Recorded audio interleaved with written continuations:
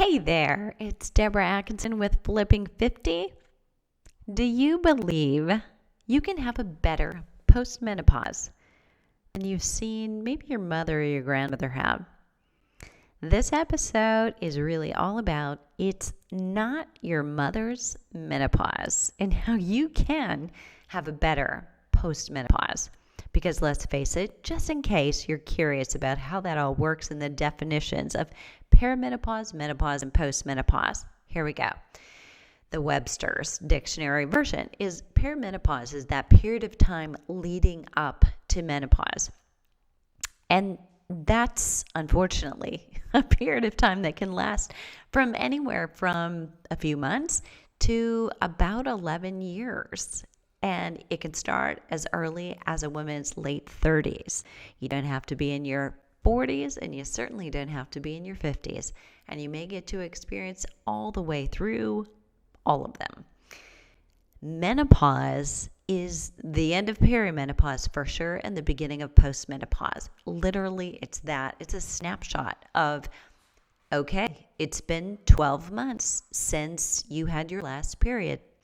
No spotting, no nothing. And from this point on, unless you should have a period or a breakthrough again, you are in postmenopause. So menopause is literally just defining, okay, it's over, it's done, and then you move on. So all of the hubbub and the rush and the news about menopause is really so interesting because in truth, what we've been talking about all along is perimenopause. And a lot of women don't even realize when they're in it. So postmenopause, just to summarize that again, is everything after it's been at least 12 months since your last period. And seriously, you can start that at the average 51.3 years that most or many women do, or you can do that anywhere in your 50s, your 40s, your 30s, or your 60s. And you can not get out of it. So once you're in for the duration. Everything in your second half is postmenopause. So how much do you think about this? And maybe you're in it right now, in the heat of the moment, pun intended. But how much do you hope for a better postmenopause than you've seen before? Do you wish for better postmenopause than your mother or your grandmother had? Maybe they've never even talked about it. So how do you create your own best mental, physical, and emotional journey into menopause and beyond? Maybe you were really lucky and you have an amazing role model in your family or inner circle, someone who's talked about it, shed a little light on what's going to happen. Maybe you crave something different than you've got right now, and you haven't allowed yourself to believe it's possible yet. You might be thinking, this is for somebody else, not for me. It's for someone with more money, a husband who's a big breadwinner, somebody who's single with no kids, someone who's already naturally thin or more popular, or who has butlers and maids and a live-in massage therapist and a stylist, and whose stylist comes over instead of them having to go to them. In other words, you put up so many obstacles thinking it's for everybody but you. I beg to differ. I also think in minutes you can change that feeling and expand on your possibilities. In this episode, I want to address all the things we snicker at, we eye roll at, we lament over, whine about, we joke with our friends about, and are sensitive to our partner's jokes about. And I want to let you know, if you are really here and you want to be there, I have an invitation for you. If you want to shake those limiting beliefs and you want to be uplifted, see and feel like a best version of you, maybe you wouldn't even recognize that if you saw it, and you aren't sure where to begin, I am speaking on the main stage at an event the end of this month. It's Friday, February 28th. To be precise, it's day one of a 3-day event in San Diego, and I am flipping excited. As a speaker, I've been given 10 complimentary tickets, which aren't all still available anymore, by the way. This is the fourth day. I've shared it, that link to register with Flipping 50 community members. And you know how we do things in pairs, right? Like go to the bathroom. Well, so women who wanted a ticket actually wanted two for a friend or a colleague or a sister. So they're not all available anymore, but there are a few. The tickets resale for $600 and they've sold out at this particular event in prior years. This is year number 5. It's got a reputation. It's not your run-of-the-mill event, like just another event where you go and you hear the hurrah and get motivated for the weekend, and then you rush back home to your busy life thinking, yeah, I wish that was life regularly. This actually is an event women return to, and they bring their friends and family members because it's been life-changing for them. The link to what may be left of the complimentary tickets is right here in the show notes. So register. There is a deposit to hold your spot, and then it's refunded when you check in. That's pretty reasonable and pretty regular, just because, you know, the fire marshal only let so many people in the room, and for a sold out event, if you're taking up a seat but then don't show up, that's really not fair. So what you want to do after you register is email support@flipping50.com so we can put you on a special list and know that you should get a special program the host, Carrie Tepedino, has put aside for you, our Flipping 50 community members, to help prep you before you even get there. So it becomes like a self-care strategy even before you have the self-care weekend. And this is, again, it's not one of those conferences where you come home on Sunday night exhausted. It's actually one of those where you get filled up while you're there. You feel nurtured and loved, and nobody's going to be selling you things. You're actually going to get coached and hopefully have some breakthroughs on really what it is you want to do, what's going on for you right now. And you can absolutely sit back, but you actually might want to take advantage of the opportunity to step forward and really work on what it is you want more of or less of going forward. You're getting that extra Know Your Worth program from the host, and I'm reaching out to our community members personally to have dinner Sunday night, or if you're not staying Sunday night, some private time with you during a break, or you'll actually all get to work out with me early Saturday morning before we have conference time. But I will make time to go for a walk, to do weight training, to do something with each and every one of our community members who attend. I want it to be a pivotal event for you, and I want you to feel like you've got somebody just to help with accountability, just because you came. It's called the Believe event. It's hosted by my friend Carrie Tepedino, and it's an event you can bring your mom or your daughter or your sister to. Share it. So let's dive in. But this is all very connected. So it's not as if that should have felt like an advertisement, but if you don't believe that a better possibility is there for you in terms of aging, in terms of feeling your best, getting the things that you want, not feeling like you're on a downhill slide, but potentially you're just in a new phase because you have more wisdom, you have more life experience, you have more to give than you've ever had to give. And why shouldn't you have the energy and the vitality right now? You're not old. You're just older than you were when you were 20. Thank goodness, some of us are saying. So listen to this. If you feel any resistance to anything I'm about to say, know this, that resistance comes up because we feel something is true about it. And resistance comes up because you're about to change or you want to. That, my friends, is normal. Don't let it stop you. Let it be a reason why you know you're on the right path. So I want to start here. Weight gain is not a given after menopause. So many times I hear women accepting that, I look pretty good for a woman my age. My daughter says I look really good compared to most women. But here's the thing. Why do we have to say for a woman my age? So if you're really not where you want to be, start there. Can you actually be somewhere else?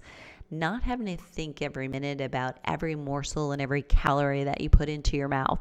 Not having to think about your life revolving around exercise, because neither of those two things are the way to true energy and vitality every single day anyway.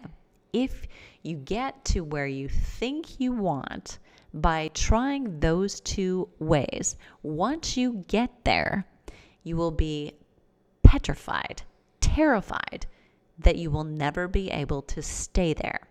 So, pardon my French, the suck of energy and drain that is, what can I eat? What can't I eat? How much have I exercised today?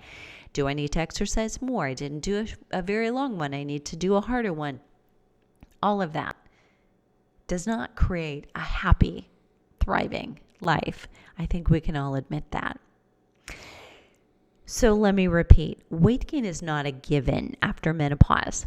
And I caution you when you're reading menopause sites, websites, that you'll read about typical signs of menopause. Do not assume that you have to get them. What you're reading is that these things are common. That does not make them normal or does not make them have to happen to you. If you put that in your brain will attempt to make it come true. Don't accept it. Yes, hot flashes and night sweats are signs. Hormones have changed, but they're not permanent. Hot flashes and night sweats don't have to be permanent. They're just signs. So if you reduce your exposure to hot liquids, you stop drinking hot coffee and hot tea throughout the day, or your exposure to hot environments, you may actually reduce your hot flashes and your night sweats. If you exercise correctly, not just any exercise, you may prevent them or reduce the occurrence and the intensity of them if you begin to have them. Yes, weight loss and belly fat are signs hormones have changed. Change your exercise, change your nutrition, and you'll get different results. Exercise less, eat better. Eat more of the right foods at the right time. Kick dieting to the curb and walk through a blueprint of how to find your personal best nutrition right now. There is not a one-size-fits-all diet. And you've gone through this for decades. You know about the books, the blood type diet, the body type diet, and they're true, but you're even so much more. Your gut health and your personal stress level, your history, all factor in to what will be the best way for you to eat and to exercise. And your genetics and your DNA play a part as well. Kick ageism to the curb too, right along with the diets and the over-exercise. We do it to ourselves. As much as we hate the way we're misrepresented in 80% of advertising targeting us, we are also guilty of saying things like, oh, it's hell getting old, or I'm so old, or I wish I could still do that. You know, as if you can't do most things you want to do at a certain age. We read articles that say, how to dress after 50, best haircuts after 50. Seriously? I run from those. I am going to dress the way I want to dress, and I want a haircut for my hair and my face, nothing else, right? Am I right? The more you click on those articles and tips, the more you're going to see them, and the more that are going to be created. So be careful what you reward with your clicks. You've got to believe that these things happen, not that they have to happen. I'm going to repeat that. You have to believe that these things happen, like the weight gain, the belly fat, but not that they have to happen. You've got to believe that your habits and actions daily create the outcome you have, not the genetics or the history of women before you or even around you. If you're soft and fluffy and you don't love it, There are foods you're eating, there's exercise you're doing or not doing, and habits you're doing every day that have created that body. Just as you created it, you can create a new one. If you're not frequently, or if you are frequently bloated, gassy, or constipated, core exercise and fasting, at least alone, won't help that. I know what will. Renegotiating your personal healthy foods and your exercise will. Everything you do changes your hormones. You can change anything and change everything. Make small changes or big changes depending on who you are and how ready you are. Small things, the ones you're doing now and the ones you're not doing, create the menopause you have. You can change it in a fairly short amount of time.